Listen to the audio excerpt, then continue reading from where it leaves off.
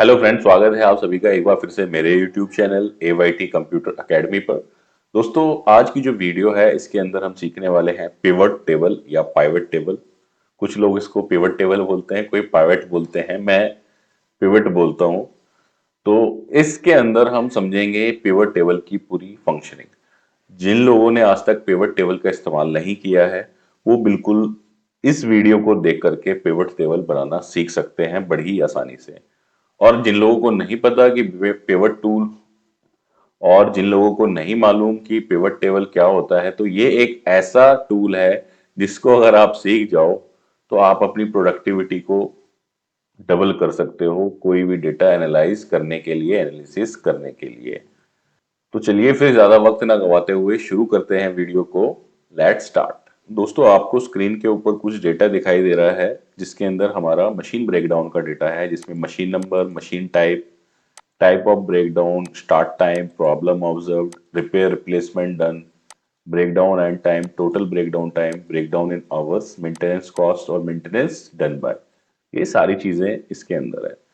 अब मैं बोलूं कि मुझे एक रिपोर्ट चाहिए, या आपके मैनेजर ने बोला कि मुझे एक रिपोर्ट चाहिए जिसमें मेरे को मशीन वाइज चाहिए, कितने ब्रेकडाउन आए हैं, कितने घंटे ब्रेकडाउन आए हैं, मशीन टाइप वाइज चाहिए, ठीक है, कि कोई CNC है, कोई VMC है, उस हिसाब से कि भैया किस तरह की मशीन में कितने ब्रेकडाउन आए हैं।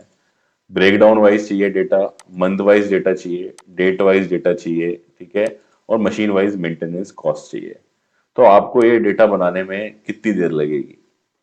हो सकता है आप पूरा का पूरा दिन लगा दो और इस रिपोर्ट में से डेटा निकाल के दे पाओ, ठीक है।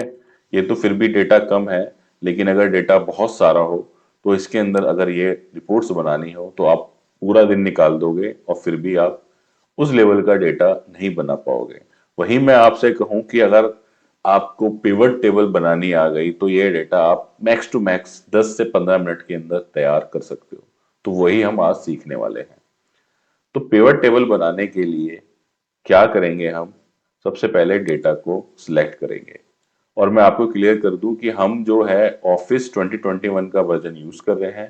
तो हर ऑफिस के वर्जन में थोड़े थोड़े से डिफरेंसेस होते हैं, मतलब नए वाले में थोड़े फीचर्स एक्स्ट्रा होते हैं, लेकिन बेसिक सबका वही है। चाहे आप एक्सेल 16 यूज कर रहे हो, 19 यूज कर रहे हो, या 21 कर रहे हो, या 13 यूज कर रहे हो, 10 यूज कर रहे हो, तो काम लगभग सब में सेम ही होगा, लेकिन नए वालों में कुछ एक्स्ट्रा फीचर्स आ जाते हैं।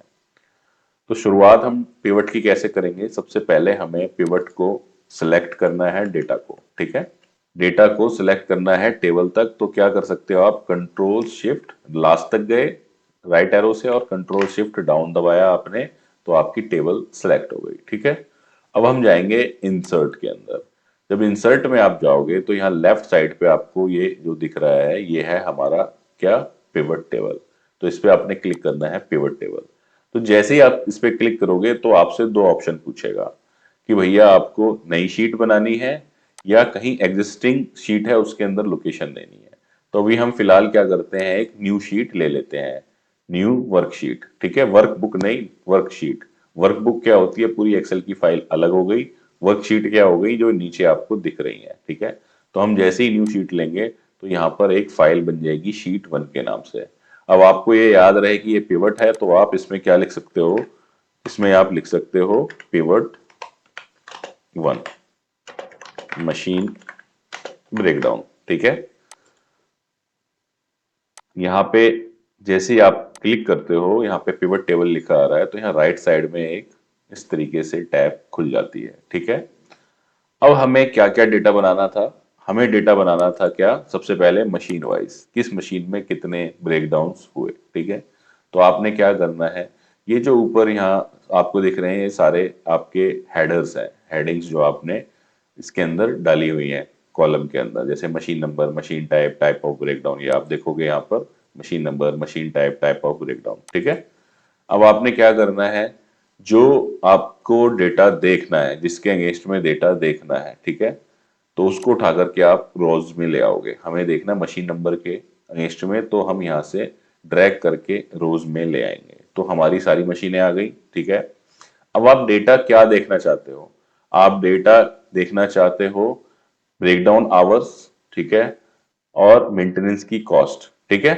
तो आप यहां से क्या कर सकते हो, ब्रेक डाउन आवर्स को उठा करके लाओगे और वैल्यूज वाले में ड्रैग कर दोगे, ठीक है। तो ये हमारी ऊपर क्या लिखा आ गया, some of break down in hours, यानी कि ये सम हो गया ब्रेक डाउन आवर्स का हर मशीन का, ठीक है।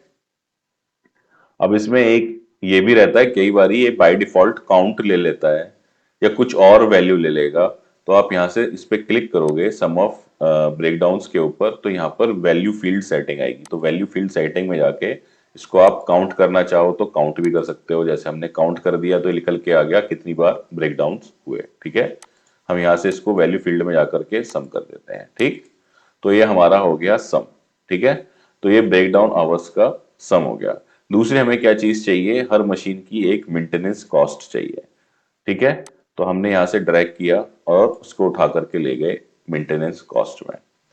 अब मेरे बॉस ने ये बोला कि मेरे को ये निकाल के दो टॉप ऑर्डर से, कि टॉप टू बॉटम, कि मेरी कौन सी मशीन में सबसे ज्यादा मेंटेनेंस कॉस्ट लगी। तो आपने क्या सिलेक्ट करना है, टेबल जो बनी हुई है हमारी उसको सिलेक्ट करेंगे आप, ठीक है।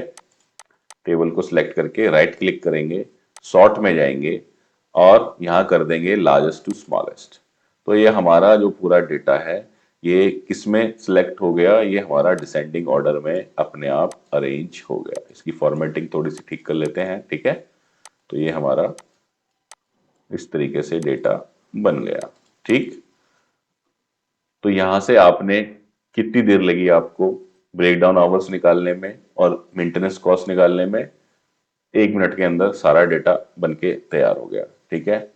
अब आपका जो है, आपको चाहिए कि भैया मुझे मशीन वाइज नहीं देखना, मेरे को मंथ वाइज डेटा देखना है, तो उसके लिए क्या करोगे आप, यहां से इनको अनचेक कर दो, ये चेक बॉक्सेस हैं, ठीक है।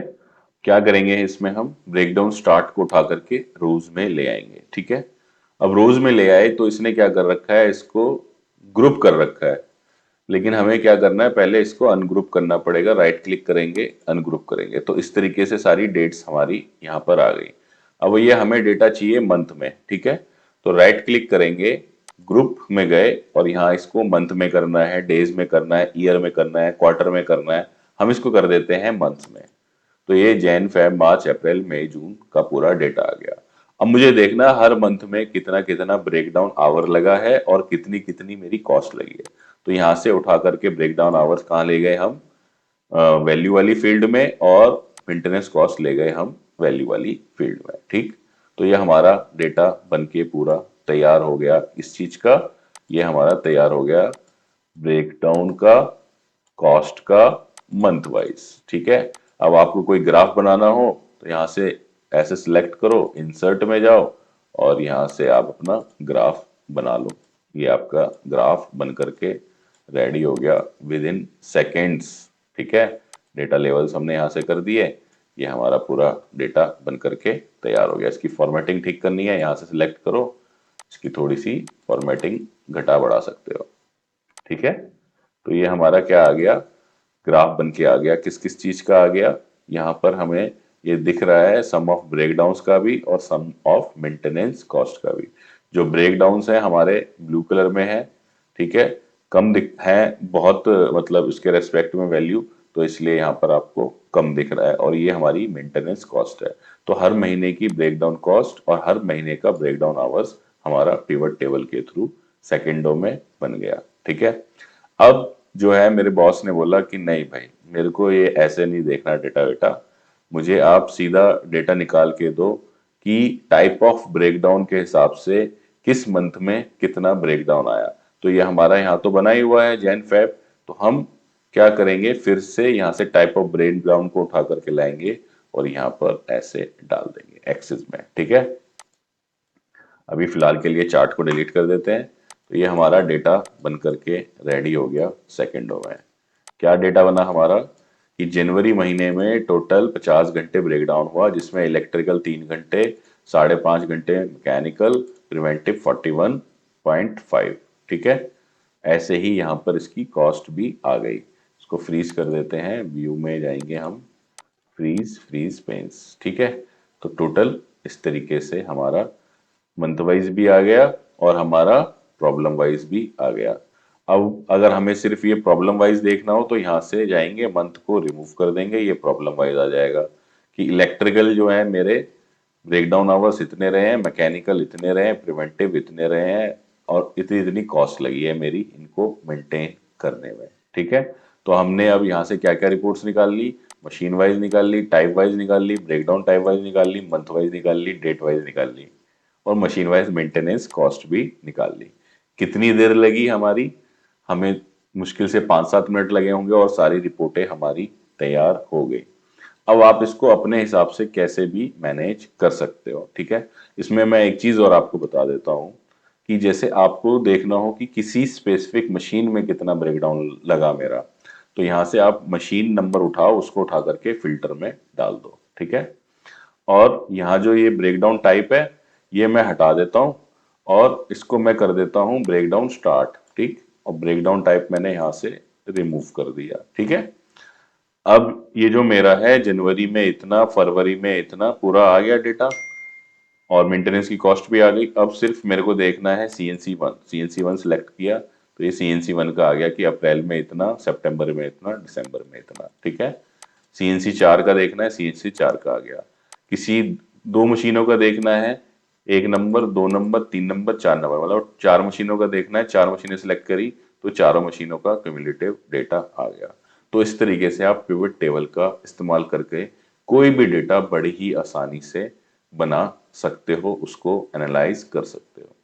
इस पे हम एक और डिटेल वीडियो बनाएंगे जिसमें आपको थोड़ा और इन डेप्थ नॉलेज देंगे पिवट टेबल की। उम्मीद है वीडियो आपको पसंद आई होगी और आप इसको यूज करके आपका जो डेटा है उसको प्रॉपरली एनालाइज कर पाओगे। धन्यवाद।